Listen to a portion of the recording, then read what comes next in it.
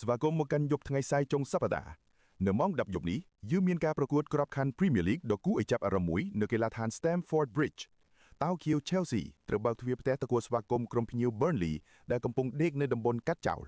ទោះបីជាចំណាត់ថ្នាក់ខុសគ្នាដល់ទៅ14លេខក៏ពិតមែនប៉ុន្តែ Burnley មិនដាល់ចាញ់ Chelsea ទេក្នុងពីរប្រកួតចុងក្រោយនៅទីនេះតើក្រុមរបស់លោក Liam Rosenior អាចបំបែកកំណត់ត្រាឬ Burnley នឹងរើបំរាស់បន្តទៀតតោះទៅមើលការវិភាគទាំងអស់គ្នាចាប់ផ្ដើមពីម្ចាស់ផ្ទះ Chelsea ជាមុនសិន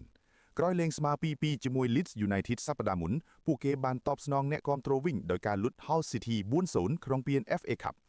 អ្វីដែលសំខាន់យប់នេះគឺពួកគេមានពេលសម្រាកពេញមួយសប្តាហ៍អត់លេងពានអឺរ៉ុបដូច្នេះកម្លាំងគឺពេញល្អណាស់ដំណឹងដ៏គួរឲ្យរំភើបបំផុតគឺការត្រឡប់មកវិញនៃ Cole Palmer ស្ថិតិរបស់គាត់គឺកាចសាហាវណាស់ពេលប៉ះក្រុមដែលទើបឡើងមកពីលីកទី2សុទ្ធ8គ្រាប់និងអាស៊ីស6ដងគួបផ្សំនឹង Joao Pedro ដែលកំពុងឡើងជើង4គ្រាប់ក្នុង5ប្រកួតតំបន់ប្រយុទ្ធរបស់តាវខៀវយប់នេះគឺមុតស្រួចមែនទែន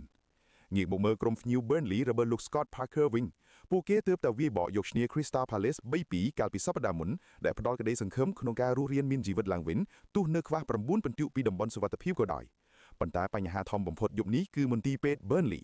ពួកគេមានកីឡាកររបួសធ្ងន់ច្រើនណាស់រួមមានទាំង Tuan Zeba, Amdouni និង Josh Cullenក្តីសង្ឃឹមតែមួយគឺការវាយបកលឿនតាមរយៈ Ian Fleming ដែលគ្រាប់បាល់ទាំង5គ្រាប់របស់គាត់រដូវកាលនេះសុទ្ធតែធ្វើបាននៅក្រៅដីទាំងអស់ទោះបីជាពួកគេធ្លាប់មកស្មើនៅទីនេះ2ដងចុងក្រោយ1ស្មើនិង2-2ប៉ុន្តែស្ថានភាពពេលនេះគឺខុសគ្នាស្រស់សរុបមកនេះជាការប្រកួតរវាងក្រុមពេញសាច់និងមានពេលសម្រាប់គ្រប់គ្រាន់ Chelsea ប៉ះក្រុមដែលកំពុងពិការជើងនិងទើបធ្លាក់ពីពាន FA Cup ដោយចាញ់ក្រុមលីកក្រម Burnley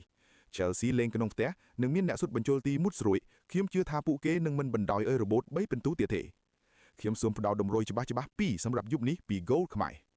តម្រុយទី1ល្អបំផុត Chelsea ឈ្នះ Head Paul គុណភាពកីឡាករខុសគ្នាដាច់ហើយ Chelsea ត្រូវការ3ពិន្ទុដើម្បីដេញតាម Top 4តម្រុយទី2លេង Under 3.75 Head Paul Chelsea ការពារបានល្អក្នុងផ្ទះហើយ Burnley របួសច្រើនលទ្ធផលអាចបញ្ចប់ដោយ Chelsea 2-0 ឬ 3-0 សម្រាប់ម្ចាស់ផ្ទះ